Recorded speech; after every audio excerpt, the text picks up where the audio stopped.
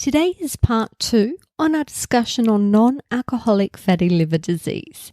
And what we're going to be doing is chatting about 15 different nutrients that when optimized can help prevent this disease and can also slow down its progression. You're listening to Menopause Natural Solutions. This is episode 139, NAFLD part 2. Welcome to Menopause Natural Solutions, your podcast for all things perimenopause, menopause and beyond.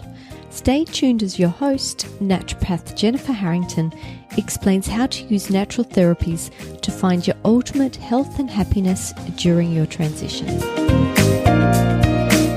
Hi ladies, welcome back to part 2. So last week we discussed a few causative factors, and this week we are going to be looking at a few treatment considerations. I did previously state that insulin dysfunction is key, but it is not this alone. When it comes to treatment options, you need to first uncover what other factors are also relevant for you. And this is where testing can really help. It really is worth considering consulting with a naturopath like myself, a functional doctor or a nutritionist, as conventional medicine has limited treatment options when it comes to NAFLD. But this is where naturopathic treatment really shines, and options are in bountiful supply. Today I'm going to mention 15 such nutrients to consider. I decided to limit it to just nutrients, as this is my preferred starting point. But please know there are plenty of other options, such as herbal medicine and medicinal mushrooms. I just had to draw the line somewhere, or we will be here all night. It's worth mentioning that if I ever decide to do a NAFLD Part 3, it would be a tough call to see if I would focus on the digestive microbiota, as dysbiosis is a significant factor to consider, or toxicity, as contaminants such as heavy metals, chemicals and molds can also damage the liver and contribute to NAFLD. Anyway, some women discover they have NAFLD by accident when they have a standard checkup, and others go looking for it if they are experiencing symptoms. The main symptom being pain in the upper right quadrant, while other symptoms are quite generic, can include things like fatigue and weight gain. Basic conventional testing generally starts with looking at liver enzymes. If they are elevated, this generally progresses to an ultrasound image of the liver. Most doctors would also order more tests, including things like fasting insulin levels, lipid panel, uric acid levels, inflammatory markers, and your blood pressure is normally assessed. As I mentioned last week, it's also worth asking for sex hormone binding globulin, DHEA, testosterone and estrogen. But if we can, I also like to ask for homocysteine and the nutrients we're going to discuss today. By the way, the food I teased you with last week in regard to sex hormone binding globulin was flax seeds. If you have elevated insulin levels and lower sex hormone binding globulin, 2 tablespoons of flax seeds daily can help reverse this. How easy is that? In regard to test results, as soon as I see raised liver enzymes, I want to know what ferritin is doing. Ferritin is the stored form of iron, and the liver is one of its favourite places to hang out. In the case that it's also elevated, reducing this would become a treatment priority for me. That being said, I'm not going by the conventional testing range. This range is huge. For me, anything in the triple digits is far too high. There are also some other nutrients we need to consider. So let's start at the beginning with vitamin A. Women with NAFLD are generally vitamin A deficient. Did you know the liver is the primary storage site for vitamin A? When it starts storing fats, it releases its stores and loses its ability to hold this vitamin adequately. Vitamin A is a key antioxidant with a role in modifying glucose and lipid metabolism within the liver. Without adequate, regular amounts of this nutrient, it can lead to the progression of liver damage. Vitamin A is found in organ meats, eggs, butter, ghee, cheese, or you may prefer to supplement. Next is B vitamins. They are all important, but 3 of them stand out. B3 is significant in lipid metabolism. Vitamin B9 folate deficiencies can promote fat accumulation in the liver via the homocysteine pathway and is linked with the development of NAFLD-related comorbidities, including diabetes and obesity. Last but not least is vitamin B12. B12 is a mitochondrial regenerator.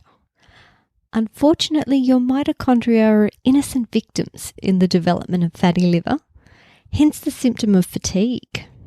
Luckily, B12 helps here, but unluckily, your liver is also the primary storage site of vitamin B12. So regular consumption of B12 food sources or supplementation may be warranted. I did find a study suggesting B12 deficiency may be an independent predictor of disease progression. This is a really good vitamin to ask your doctor to test for. You know I don't like standard reference ranges, but in this case, I really want to see it at the very top of the range. When it comes to B vitamin supplementation, it is important to supplement with the entire family, as supplementing with one can mask a deficiency of another vitamin.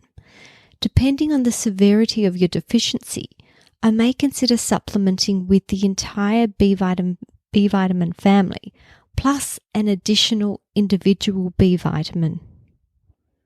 Moving on to vitamin C. This is another vitamin whose deficiency can lead to the disease progression. Vitamin C is an antioxidant and may improve mitochondrial function by reducing free radical damage and its resulting inflammation.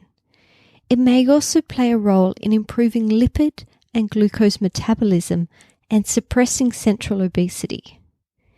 Adding additional food sources of vitamin C and supplementing may improve liver health. Vitamin D. A deficiency here may increase liver inflammation and disease progression. Vitamin D also plays a role in insulin sensitization and blood sugar regulation. Please make sure you have tested this vitamin and work towards optimizing it. One word of warning is if you choose to supplement, please combine it with a vitamin K. You may have heard me say previously that all supplements come with interactions, cautions, and contraindications, and vitamin D supplementation on its own may increase your risk of hypercalcemia, but taking it in a combination with vitamin K reduces this risk. Vitamin E. This vitamin is another antioxidant. It can lower liver inflammation and liver fibrosis, and it has a unique ability to reduce the liver's capacity to store fats. Its supplementation is recommended by both the American Association for the Study of Liver Disease and the United Kingdom Institute for Health and Care Excellence. They both found vitamin E supplementation to be the only intervention that led to a mortality rate drop and transplant-free survival among patients with NASH, which is a progressive form of NAFLD. My word of advice here is to look for a product that is predominantly delta tocotrienols and to avoid alpha tocopherols. Now it's time for the vitamins. Chromium is a very important mineral when it comes to metabolic health and healthy insulin levels. In clinical trials, it has been found to balance the metabolic markers contributing to the development and progression of NAFLD. Copper deficiency may have a role to play in the development of obesity, metabolic syndrome, and heart disease. Without adequate levels of this mineral, lipid metabolism may be disrupted, and this may play a role in the development of NAFLD. Magnesium helps reduce insulin resistance and metabolic syndrome. Higher intakes of this mineral are associated with a lower risk of developing fatty liver and prediabetes.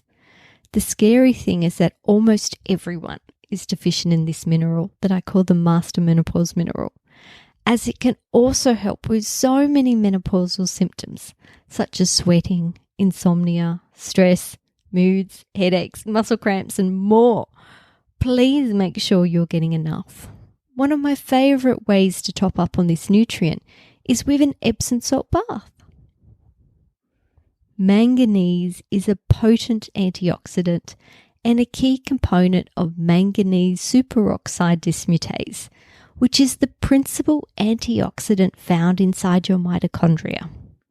Higher levels of this mineral are considered to be protective against the development and the progression of NAFLD. Potassium. Lower serum potassium levels have been associated with the development of NAFLD and its related metabolic dysfunction, with the lower levels being linked to more weight gain and higher insulin resistance. Selenium may reduce the development of fatty liver by acting as an antioxidant and anti-inflammatory agent. This is another nutrient that needs to be well balanced, as either elevated levels and deficiency may be a contributing factor to consider. Zinc is an antioxidant involved in the metabolism of glucose, lipid, and protein. Inadequate levels of zinc may be implicated in the development of insulin resistance, diabetes, dyslipidemia, obesity, hypertension, and of course the development of fatty liver. Well, that's the vitamin and mineral considerations. But before I move on, I want to mention two other nutrients that I believe are crucial. The first one is phosphatidylcholine. It is by far the first and foremost nutrient that springs to mind when I think of fatty liver. Back in episode 129, Brain Fog, Fatigue and Cellular Health, I mentioned all the wonderful roles that the phosphatidyl family play in the body. What is really promising is the research looking at NAFLD regression with this supplement. Some studies have shown really promising results, including liver enzyme reduction and the reduction of fatty infiltration into the liver. The last nutrient I want to mention is ubiquinol. This mitochondrial fuel source has been found to help reduce elevated liver enzymes, reduce inflammatory markers, and improve lipid parameters. It's a serious contender to consider. Please do not go out and buy all 15 of these nutrients. Where available, test and see if you have adequate levels, or high levels that need reducing, or low levels that could benefit from increasing. If you need to increase, you may like to start with food sources or with supplementation. But before you start supplementing, it's best to seek professional help, as all supplements and medications have cautions, interactions, and contraindications. And you want to get all of this checked before potentially throwing a few things together. But even before this, I would like to recommend you consider your diet. In the research, the Mediterranean diet has been found to be the most beneficial when it comes to NAFLD. It contains a good amount of beneficial fats, especially olive oil, which has been found to play a protective role in the liver. A good amount of animal products with a complete amino acid profile. If you eat animal protein, you don't need to supplement with amino acids. But if you're a vegan, you seriously need to consider adding methionine, glycine, glutamine, taurine, leucine, isoleucine, and valine. The Mediterranean diet also contains an abundance of fiber and polyphenolic carbohydrates in the form of fruits and vegetables. Polyphenolic foods are antioxidants, anti-inflammatory, may help improve insulin sensitivity, are heart healthy, and improve the health of your digestive system. On the lifestyle front, stress management and movement are key. Even better if you can do these activities together, such as yoga, walking, or swimming. I want to leave you with the thought that your liver is a fairly resilient organ. In most cases, it is capable of regeneration. That's it from me this week.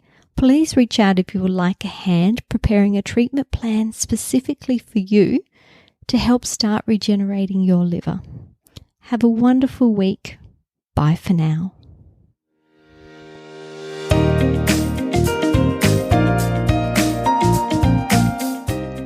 Thank you for listening to Menopause Natural Solutions. This podcast contains general information about menopause. It is provided as a guide, and it is not intended to replace medical advice. Opinions of guests are their own, and this podcast does not endorse or accept responsibility for statements made by guests. If you have enjoyed today's episode, please share it with a friend.